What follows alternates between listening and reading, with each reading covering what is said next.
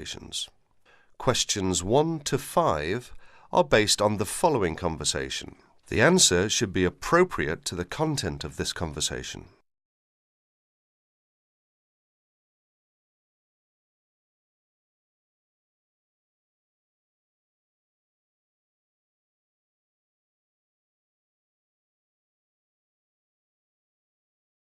Oh, hi Dave. Long time no see.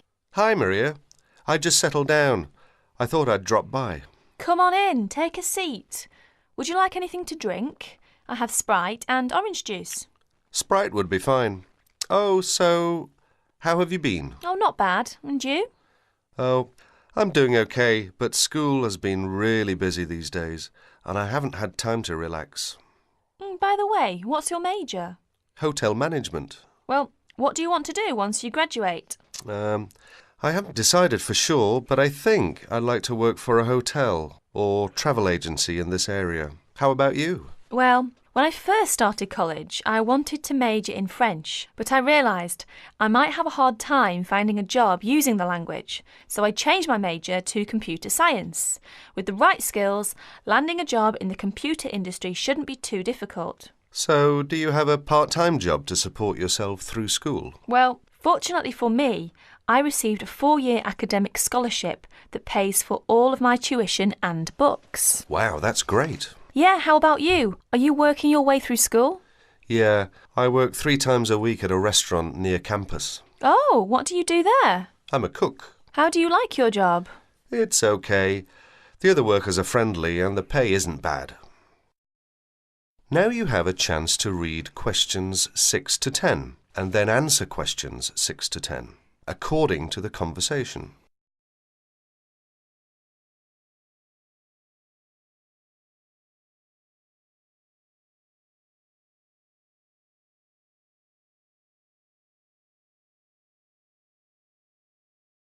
Several days later, Dave and Maria met on campus. So what do you want to do tomorrow? Well, let's look at this city guide here. Here's something interesting. Why don't we first visit the art museum in the morning? OK, I like that idea. And where do you want to have lunch? How about going to an Indian restaurant? The guide recommends one downtown, a few blocks from the museum. Now that sounds great. After that, what do you think about visiting the zoo? Well, it says here that there are some very unique animals not found anywhere else. Well, to tell the truth, I'm not really interested in going there. Yeah, why don't we go shopping instead? There are supposed to be some really nice places to pick up souvenirs. No, I don't think that's a good idea. We only have a few traveller's checks left, and I only have $50 left in cash. No problem. We can use your credit card to pay for my clothes. Oh no, I remember the last time you used my credit card for your purchases. Oh well, let's take the subway down to the seashore and walk along the beach. Now that sounds like a wonderful plan. That is the end of section 1. You will have half a minute to check your answers.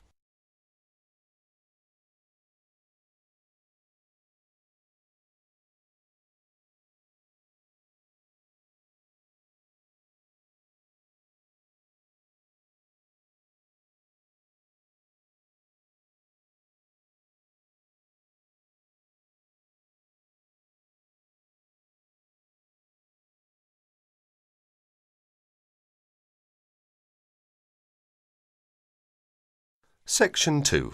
You are going to hear part of a lecture on some useful information for your travelling around Britain. Listen to the lecture and complete the notes below by writing no more than 3 words in the space provided.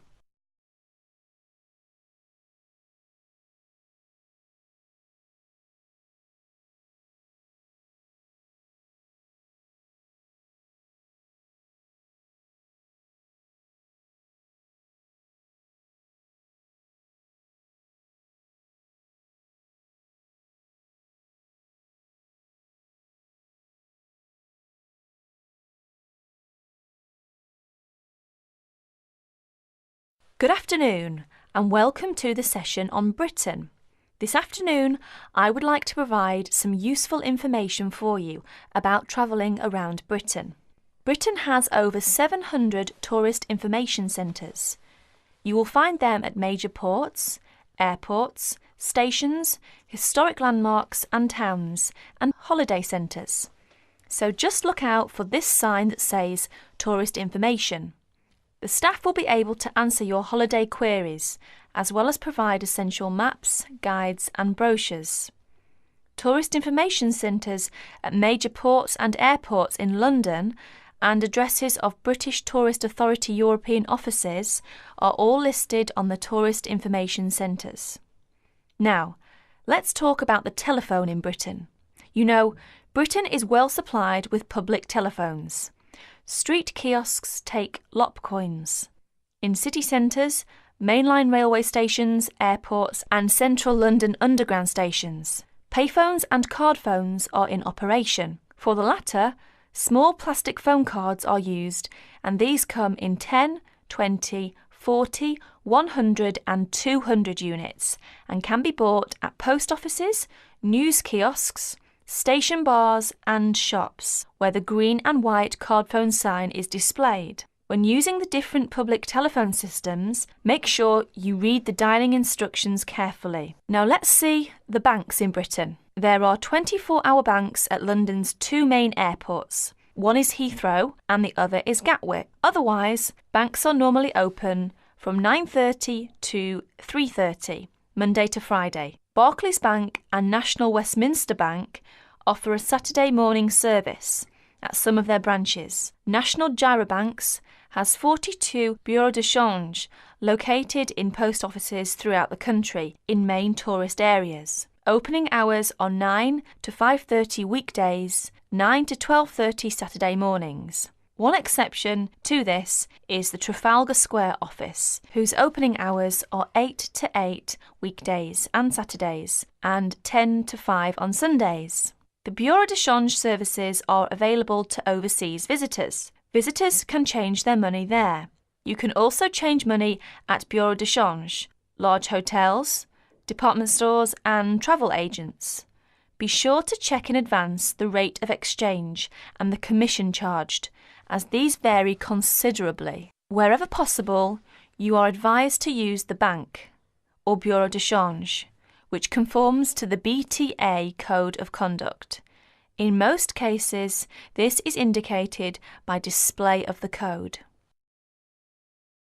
That is the end of section 2. You will have half a minute to check your answers.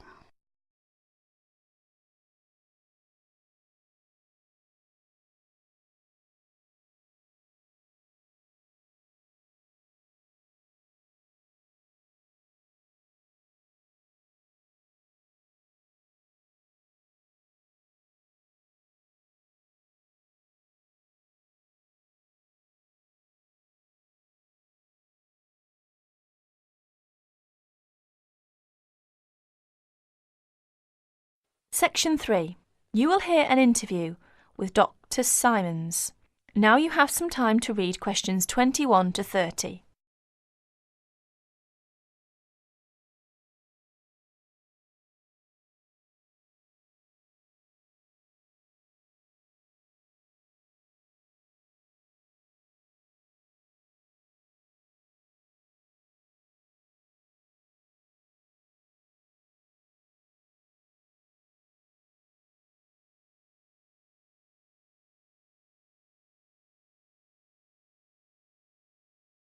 As you listen, complete the sentences by writing no more than 3 words for each answer. Well, as I said, there were 3 areas of interest, so perhaps we should take each in turn. Fine. Let's take the medical and physical evidence first. Well, first of all, life expectancy. Although some very old individuals were encountered, the Ramesses is a case in point. He was probably over 90. It seemed the average Egyptian died rather young, from about 30 to 35 years old, on the whole. Although the nobility, as might be expected, tended to live longer. Some of them have been found to be 50 or 60 years old. Well, naturally, the older they got, the more medical problems were encountered. but some modern disorders have so far not been found. There is no evidence yet of any malignant tumours, for example, although the fact that most people studied were comparatively young could account for this. Another modern problem, dental decay, was also absent, probably due to the plain diet and absence of sugar. There was another problem with teeth caused by this diet. The stones on which their flour was ground caused a lot of grit to get into the bread, and this eroded the teeth, so much that many older people must have suffered greatly and could have been confined to a liquid diet. An abscess on the jaw caused by this kind of erosion may in fact have contributed to the death of Ramesses II. Analysis of the internal organs of several mummies has revealed that intestinal parasites were common, even among the upper classes. Evidence of a generally low standard of public hygiene and another widespread disorder was a form of anemia. Naturally, the ancient Egyptians didn't smoke, but lesions on the lung were widespread. These, however, are the sort that we associate today with workers in mines and quarries, and must be due, in the case of Egyptians, to living in sandy desert conditions. Actually, on the smoking issue, there was a temporary sensation when traces of what appeared to be tobacco were found in Ramesses' sarcophagus, but botanists later confirmed that it was not in fact tobacco itself, but a related plant which is native to Egypt. In the meantime, cynics were commenting that it probably had come from the cigarette of some careless Egyptologist or museum attendant of the past. Ha ha! And what about their physical appearance? Well, what would you expect from seeing Egyptian art? They were light and slight in build. The average height for both men and women was about 1.60 meters, and studies of the skeletons from which the covering of flesh can be extrapolated suggest that they weighed much less in relation to their height than most modern people, from about 10 to 15 kilograms. Less than someone of a similar height today is the estimate. And what about mummification? Well, the first thing to be said is that it wasn't always done in the same way, and it was by no means infallible, as many people tend to think. Many bodies, including that of the famous King Tutankhamun, were also entirely destroyed by overuse of one or another of the substances generally employed. The basic procedure was much the same, however. Most of the internal organs, including the brain, were removed and preserved separately in a jar. The brain was got out through the nose using a sort of hook. Oh dear. Yes, it used to be thought that the heart was always removed too, but in the case of Ramesses it was found in place. The body was then immersed in a substance called natron. That's a form of sodium carbonate, which occurred naturally in Egypt, for 40 to 70 days. It was then washed, made up and wrapped in linen bandages and placed in its coffin or sarcophagus. Then it was soaked in oils, resins and perfumes to help preserve it further. You said the body was made up. Do you mean its face was painted? Yes. Ramesses was not only made up, they had to restructure his nose, which was damaged when they took out his brain. The investigators found that it had been stuffed with small animal bones and peppercorns of all things. His hair had been dyed too. You said that Ramesses had suffered other adventures after his death? Well, yes. Poor chap. Well, for a start, he was found in a much later tomb than his real date. Along with a lot of other pharaohs, it looks very much as if the priests of later times had moved and reburied him to save him from tomb robbers. His body was transported, along with the other pharaohs found in the same tomb, to the Cairo Museum. That was in 1871, and it was put on display. Well, naturally, removed from the dry desert atmosphere, his body started to deteriorate, and by the 1970s was in very poor state. That was part of the reason why the Egyptian authorities gave their consent for its temporary removal to Paris for study, yet another upheaval. The French experts aimed not only to carry out an investigation, but were also able to apply the latest techniques of restoration and conservation, so that at the end of the study, Ramesses was specially treated and then rewrapped in new bandages. Well, they weren't exactly new, since they were of ancient Egyptian date, given a new sarcophagus, and carefully transported back to Cairo, where he is now kept in a controlled environment, which should slow down the deterioration process. So, as I said at the beginning, not only was science served, but a proper respect was paid to the remains in the end. Exactly. That is the end of section 3. You will have half a minute to check your answers.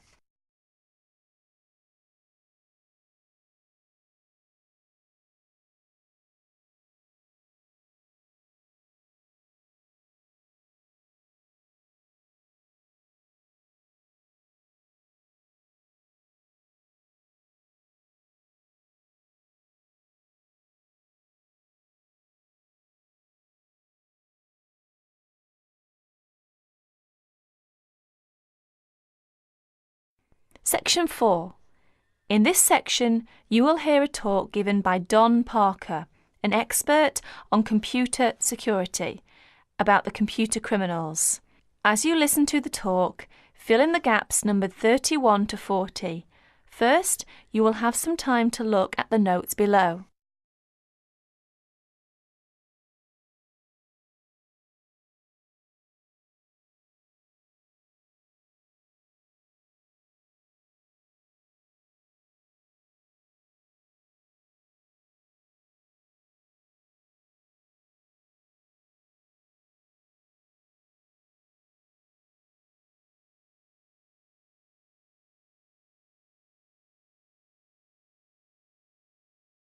Now listen to the talk. Hi there. As an expert on computer security, my job is to oversee and analyse the phenomenon in computer users. Computer has been commonplace in our daily life, make our life and work efficiently and lively. However, with the development of the computer technology, computer crime has come to arise more people's attention. Now, in respect of this topic, I will present some of my view and studies. What kinds of people are perpetrating most of the information technology crime? According to my research, over 80% may be employees. The rest are outside users, hackers and crackers and professional criminals. It is amazing that employees amount for this large portion. Let us see them in detail. Employees. Employees are those with the skills, the knowledge, and the access to do bad things.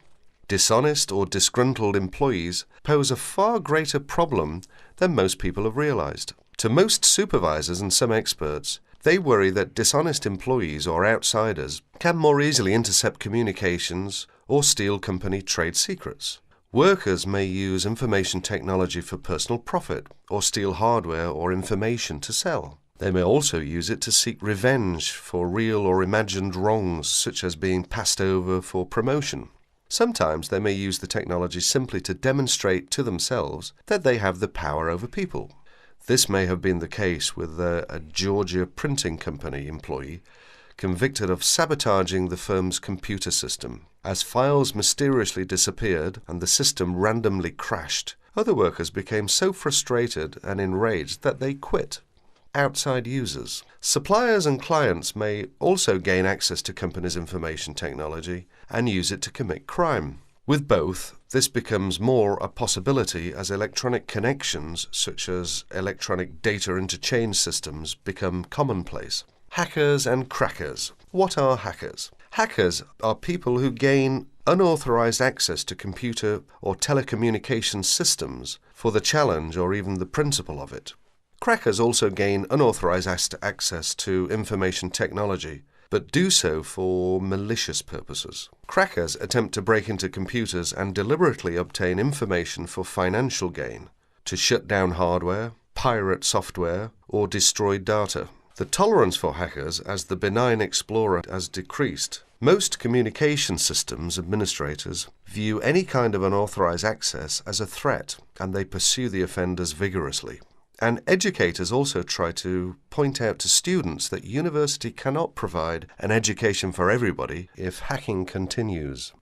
Professional criminals. Members of organized crime rings don't just steal information technology, they use it in a legal way as a business tool, but for illegal purposes. For instance, Databases can be used to keep track of illegal gambling debts and stolen goods. Drug dealers have used pages as link to customers. Microcomputers, scanners, and printers can be used to forge checks, immigration papers, passports, and driver's licenses. Telecommunications can be used to transfer funds illegally. As information technology crime has become more sophisticated, in 1988, after the last widespread internet break-in, the US Department created the Computer Emergency Response Team, or CERT. Although it has no power to arrest or prosecute, CERT provides round-the-clock international information and security-related support services to users of the internet. Whenever it gets a report of an electronic snooper, whether on the internet or on a corporate email system, CERT stands ready to lend assistance. It counsels the party under attack, helps them thwart the intruder, and evaluates the system afterwards to protect against future break-ins. That is the end of section 4. You will have 30 seconds to check your answers.